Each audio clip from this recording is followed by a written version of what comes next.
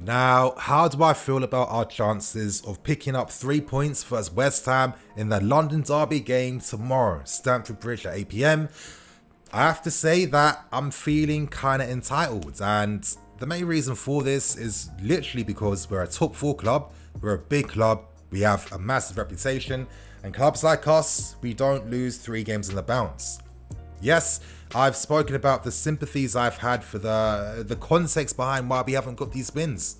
But ultimately, we are Chelsea Football Club and we don't lose 3 games in the bounce. This London derby game tomorrow is going to be a big one. And in today's match preview, I'm going to break down Lampard's press conference. I'm going to break down my predicted lineups for the game tomorrow. And of course, to end things, I'm going to be speaking with Son of Chelsea, where we discuss our match predictions for the game tomorrow. So I hope you guys do enjoy.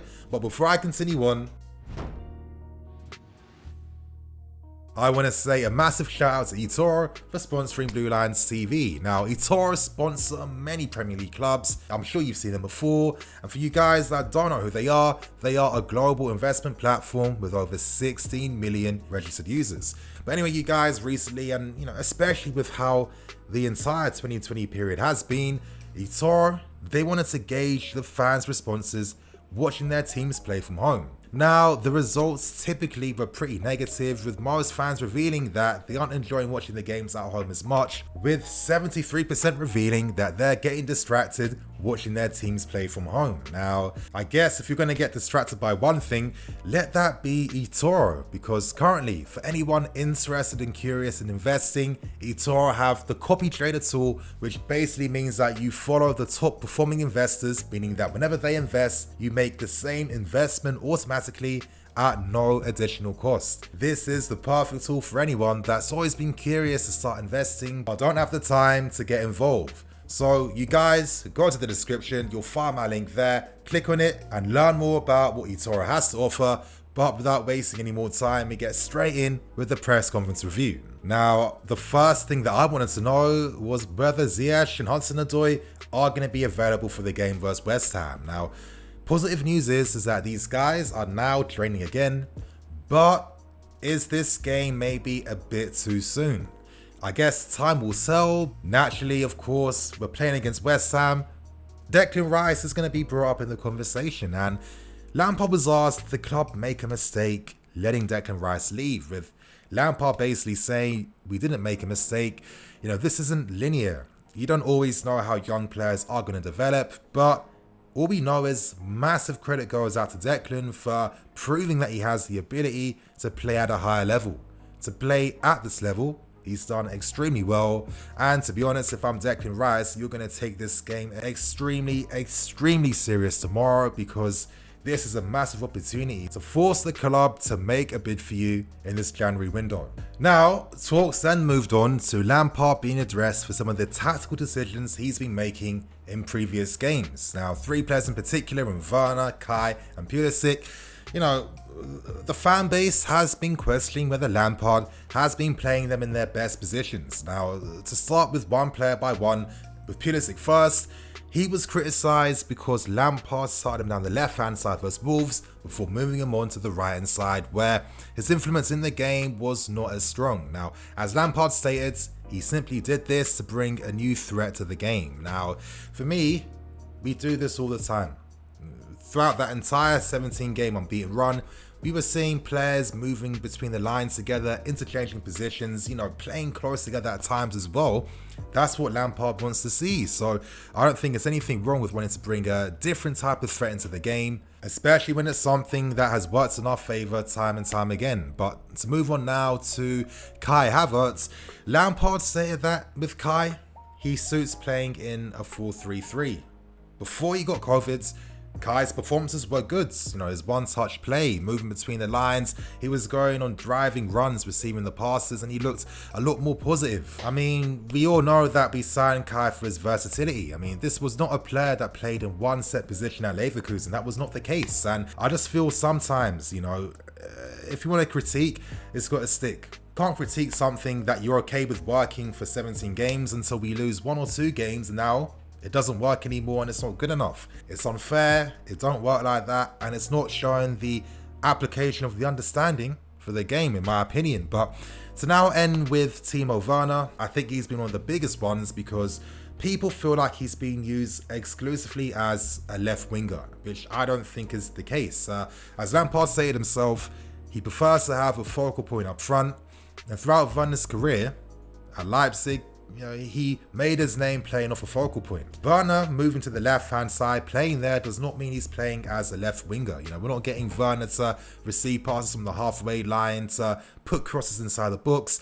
It's kind of like the Son position. It's like the Ronaldo position. You have your starting position down the left-hand side before making those late man runs inside the books. Now, during that 17-game unbeaten run, we were seeing that it's been difficult for us recently, but this is not evidence that the tactics aren't working anymore. Now, we move on to the predicted lineup, and I'm going to tell you guys, I'm going to be giving teams for a 4-3-3. Anyway, to move on to my first predicted lineup, as you guys can see, I've gone for Tammy up front, with Werner down the left-hand side, Pulisic down the right. In midfield, I've gone for Kai, Mason, Kante, and of course, Ben, Silva, Zuma, Reece James, and Mendy in goal as well. Now, with Reece, it really is touch and go.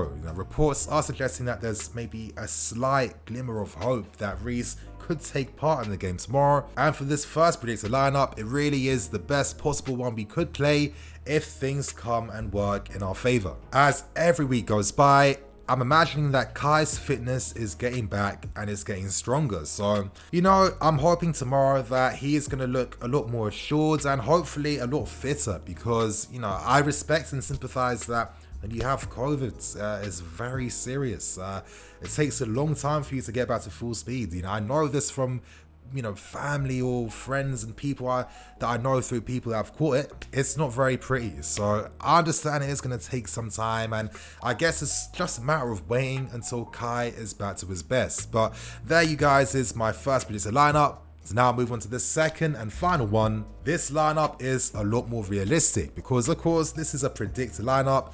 4-3-3 again. In this team, I've gone for Tammy up front again with Werner and Pulisic. In midfield, I've gone for Kova, Kante, and Mason Mount. I think with Kova, his form has been getting a lot better recently.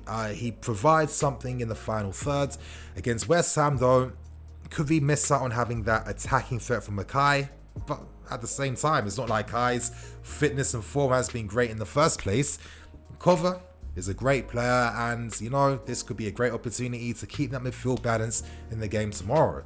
Now in defense, if Reece James can't play, then I've got Azpilicueta playing there.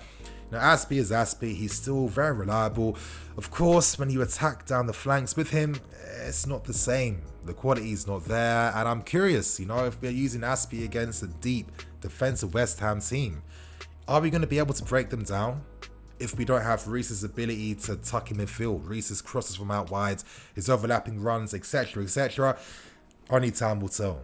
And now you guys, we end things with the match prediction part for today's preview, and today I am joined by a special guest in son of Chelsea. So my first question for you, man, against West Ham, are we going to get our first win in 3 games, or are we going to continue this, this losing run against teams that are, for me, in Wolves, Everton, West Ham, I kind of see them in that same type of level in the table. How do you feel about West Ham, and are you a bit worried now based on our previous form? I think, I'd be lying if I said I wasn't concerned going into the game. Of course, 2 defeats, the manner at which, especially the Wolves defeat, came about. West Ham, an interesting team this year. They've really surprised, I think, most people. I mean, I had them down for a relegation battle, and what Moyes has done with that team is pretty impressive, and they've got some really impressive players. I mean, naturally, Chelsea fans will look towards Declan Rice, but I'm a big fan of Jared Bowen. I think he's been in a brilliant form so far this season. Even Haller, scoring an amazing overhead kick the other night.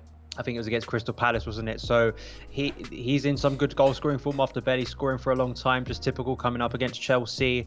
Thomas Souček, is a threat. Very underrated. As Chelsea know. I think one of the most underrated players in the Prem, easily. Obviously, we saw Souček when he was playing for Slavia Prague against us, and he had a reputation in the Czech league as being like the best player there. So, I feel like even though Declan Rice will get all the focus in tomorrow's game, obviously Souček is for me one of the most impressive defensive mids so far this season, especially in the Premier League. So as you're saying, they've got a lot of threat in different areas in attack in midfields. You know, they've got a decent defense. They've got imagination off the bench with Ben Rama as well. So, you know, there's a lot of respect we need to have for them. And again, with it being a London derby, I'm hoping that we're gonna be up for the fight against West Ham. Yeah, it's a bit of a shame currently fans are not going to be in the stadium once again because, you know, a bit like the Leeds game, I felt that really helped the players at the Bridge, especially when we went down early. I think we need to just get the pace and intensity back in this game, man. It was worrying how little we had of it for the majority, basically the entirety of the Everton game, but the way it dropped after we went 1-0 up was concerning as well. I don't know if that's fatigue playing its part at the moment and maybe the lack of rotation. I don't know if that's something you've covered in recent games. It is maybe some players needing a rest and that's why they're underperforming at the moment. But considering the improvement we've seen this season, I really don't want it to go to waste, you know, like I've seen in previous seasons where we get to like December, January, February time and we become like the most inconsistent, frustrating team. I think that now it's just we need to show the substance within this team. Does this team have more substance than previous seasons? And hopefully this game can give us an indication of that.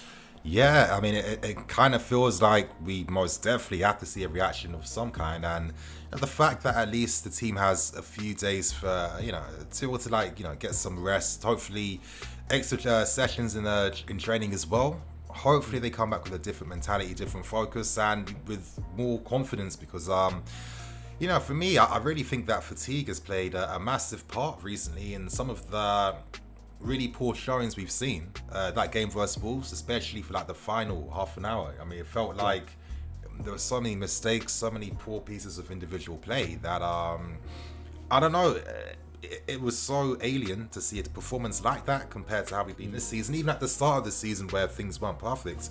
So it just made me think there's no way that fatigue is not playing a part right now in the game. But anyway, man, to end with this match prediction segment, what's your score prediction in the game versus West Ham? I'm going to go for a 2-1 win for Chelsea. I think it'll be a tight game. I think especially coming off the back of 2 defeats, I think you expect it to be difficult. And also giving credit to West Ham, I think they're going to put up a good showing. I think they're going to come to the Bridge with a lot of confidence. I just think there are certain players within Chelsea that need to step up if they get a chance. And there are other players like Christian Pulisic, who at the moment I feel is on the brink of having a big performance once again, based on what I saw against Wolves. So hopefully he could be amongst the goals. I think when you've got Giroud up front at the moment, you've got so much confidence that he'll find the back of the net if we give him the right service. And maybe, fingers crossed, we could have a player like Hudson-Odoi or Ziyech potentially back for some sort of capacity. Yeah, it's hard to know about their fitness. But that would be interesting for sure. That would be interesting as well. But I'll go for a 2-1 win. And I think win, just, you know, you want 3 points, right? Even if it's not the most dazzling performance, 3 points is exactly what we need on Monday. To be honest, I think I'm going to go for the same scoreline as you. I just can't see us keeping a clean sheet. You know, we've been struggling against these counter-attacking teams and, you know, making, you know, some sloppy errors, which for me, you know, I'm going to be a little bit lenient and blame some of that down to fatigue. You know, the one that sticks out to me the most was Reece James getting absolutely done by Neto at the end.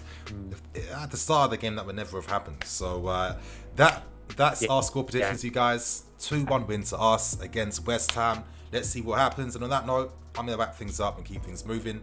I'm Nini FC. This is Blue Lions TV. I'll catch you guys later with some more videos.